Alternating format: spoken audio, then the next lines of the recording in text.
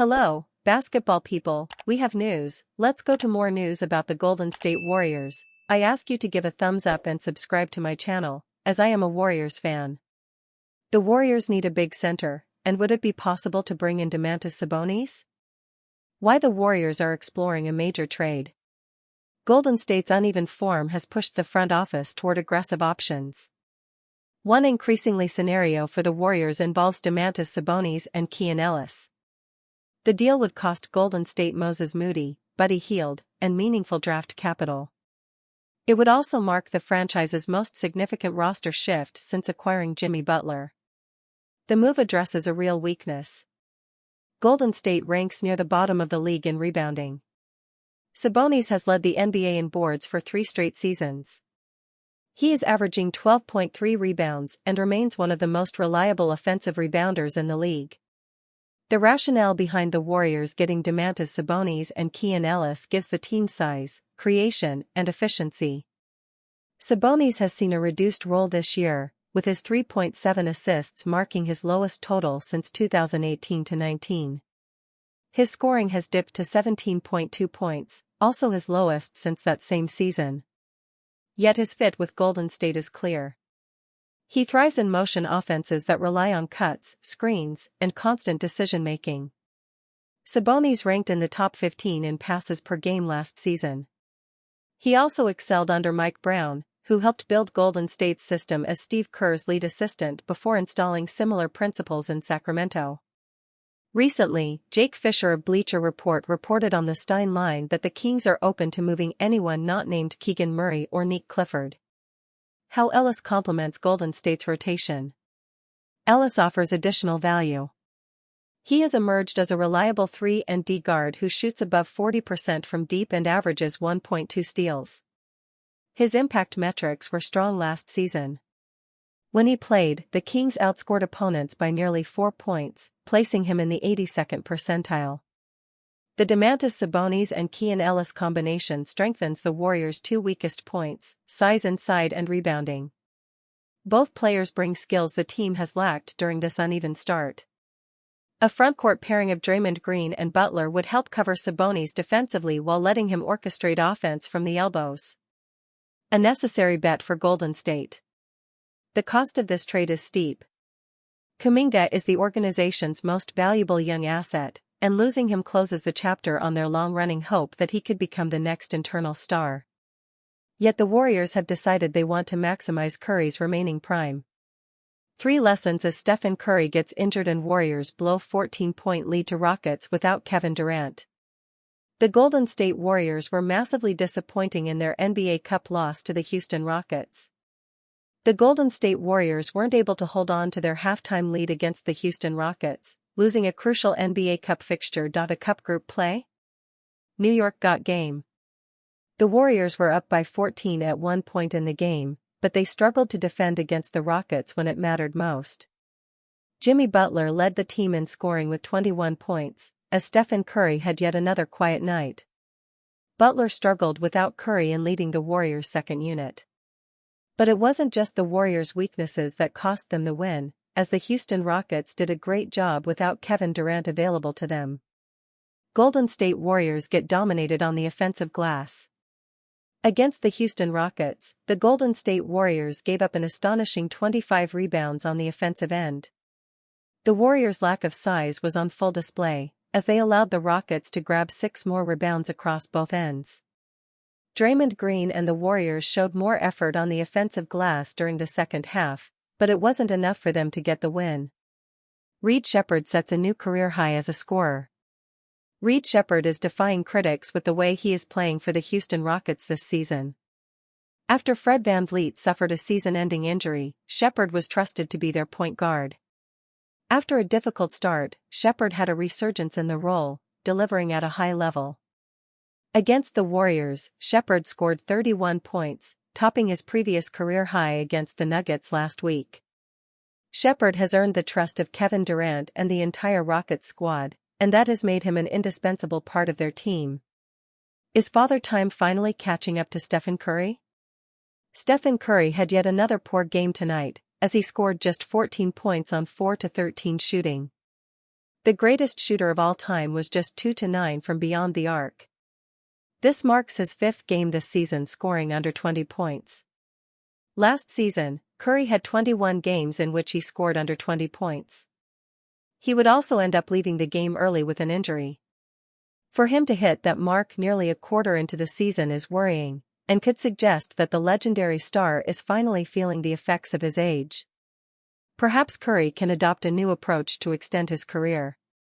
For the time being, he and the Warriors will try to turn their form around after going 10-10 to start a season they hope to compete for a championship in. Jimmy Butler is doing more for the Warriors this season, but the results are disappointing.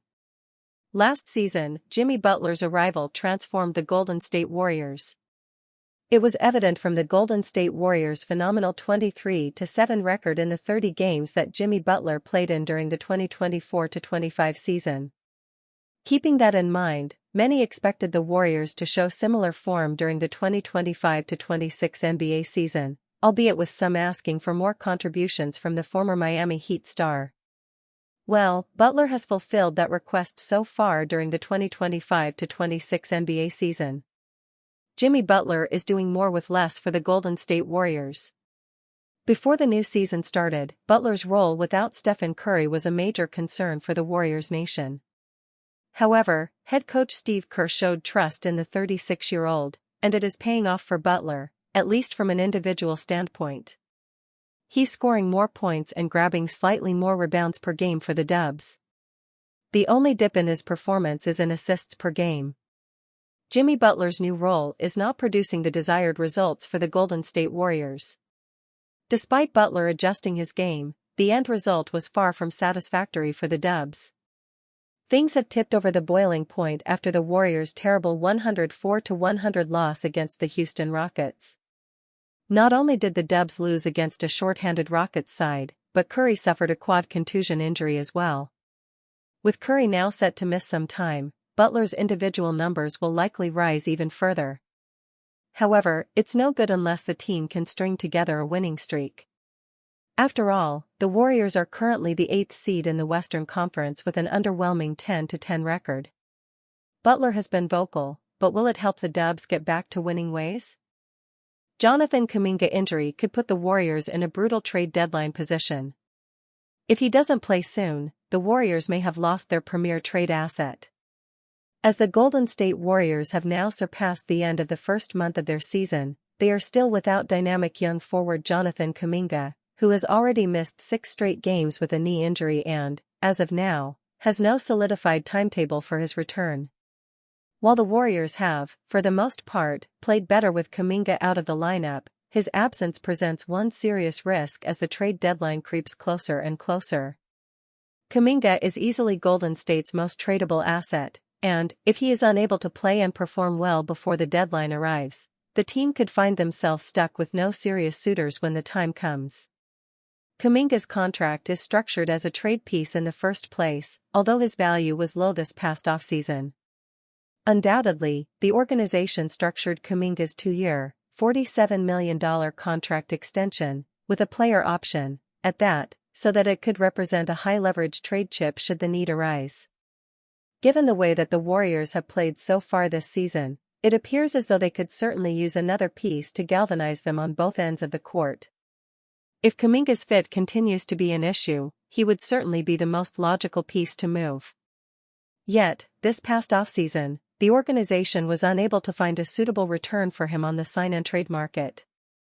Although multiple teams had confirmed interest, and some even made concrete offers, none came close to the first-round pick or the difference-making piece that Golden State was looking for. If he doesn't resurrect his value, the Warriors could be stuck at the deadline. Before he got injured, Kuminga was not necessarily having a terrible year, averaging 13.8 points, 6.6 rebounds, and 2.8 assists while shooting 47.8% from the field through his first 13 games. Yet, these numbers, frankly, will not be enough to generate the level of interest in Kuminga that the Warriors' needs might necessitate. Moreover, if you run down Golden State's cap sheet, it appears as though Kuminga might be the only truly movable contract for any sizable return. While Moses Moody and Buddy Hield represent a combined $20 million in salary, The team has made clear that they are hesitant to trade their perimeter shooters, and Hield's performance so far this season has likely left his value in the basement, anyways.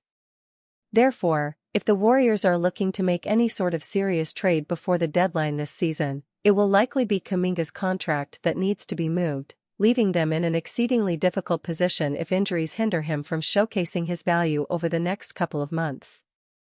Moses Moody's worst game was somehow the most encouraging sign yet.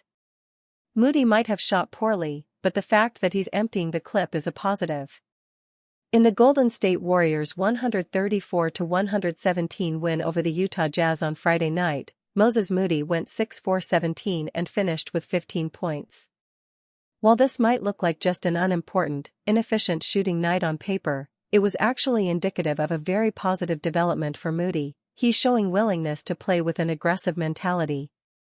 Going out there and putting up a season-high 17 shot attempts is a good thing on its own when thinking about a guy who's continuing to develop, but it's also the fact that Moody was willing to keep shooting even when his shot wasn't falling. There's a fine line between being an empty shot checker and being someone who isn't afraid to keep putting up quality attempts to get themselves going. Moses falls into the latter category. Moody spent the evening remaining aggressive, moving without the ball, consistently attacking the rim, and showing effort on the defensive end. His shot selection was certainly better than it's been in the past, and his mindset appeared to be different when it came to not shying away from attacking when things weren't working out initially. Moses Moody looked aggressive in the Warriors' win over Utah. It's that kind of willingness to compete when the jumper hasn't landed that signals a type of maturity that a lot of young guards and wings struggle to obtain.